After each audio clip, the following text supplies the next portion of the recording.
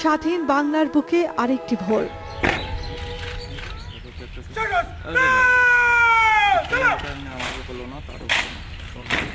5:58 রাষ্ট্রীয় মর্যাদায় শ্রদ্ধা জানানো হয় জাতির শ্রেষ্ঠ সন্তানদের প্রতি।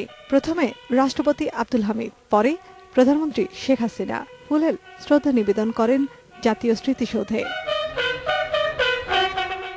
পরে দলের নেতাদের সঙ্গে নিয়ে আওয়ামী লীগের পক্ষ থেকে শহীদ বেদিতে শ্রদ্ধা নিবেদন করেন শেখ হাসিনা। এরপর শ্রদ্ধা জানান বিরোধী দলীয় নেতা বেগম রওশন এরশাদ। প্রধানমন্ত্রী চলে যাবার পর স্মৃতিসৌধ সাধারণের শ্রদ্ধা নিবেদনের জন্য উন্মুক্ত করে দেয়া হয়। যুদ্ধ অপরাধীদের বিচার সম্পন্ন করার পাশাপাশি প্রশ্ন ওঠে কবে নাগাদ নিষিদ্ধ করা হচ্ছে জামাতের রাজনীতি। রাজনৈতিক সিদ্ধান্ত যখন হবে তখন আপনারা জানতে পারবেন কে কি বলছে না বলছে, সেগুলি আপনার বিষয়। জামাতের ব্যাপারটা পরীক্ষার পর্যায়ে আছে, যে কোনো সময় নিষিদ্ধ করার ঘোষণা আসবে। বিরোধী দলীয় নেতার মতে জামাতে ইসলামীকে নিষিদ্ধ করার সিদ্ধান্ত একান্তই সরকারের বিষয়। দেশের মানুষের সিদ্ধান্তের সাথে থাকবে বিরোধী দল। এটা দলীয় কোনো ব্যাপার তো না, এটা তো হলো দেশের ব্যাপার এবং সরকারের ব্যাপার। তদন্ত কমিটি যা রিপোর্ট দেবে সেই অনুযায়ী এই গভর্নমেন্ট সেইভাবে ওনারা কাজ করবেন।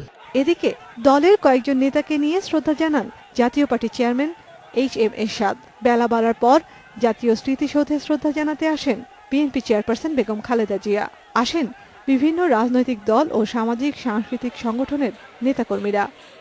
স্বাধীনতার 43 বছর পেরিয়েছে বাংলাদেশ। এই বীর জাতি এখন আত্মতৃপ্তির সঙ্গে উপলব্ধি করছে তার মুক্তিযুদ্ধের চেতনা। কারণ ইতোমধ্যেই বাংলার মাটিতে আসতে শুরু করেছে বহুল আলোচিত যুদ্ধ অপরাধী, মানবতা বিরোধী অপরাধীদের বিচারের রায়। কার্যকর হয়েছে একটি ফাঁসির দণ্ডাদেশ। এই জাতির আগামীর দাবি অবিলম্বে সব যুদ্ধ অপরাধীদের বিচারের রায় কার্যকর করতে হবে। তার পাশাপাশি নিষিদ্ধ করতে হবে জামাতে ইসলামের রাজনীতি। Nafiza Daula, independent news, Savar, Dhaka.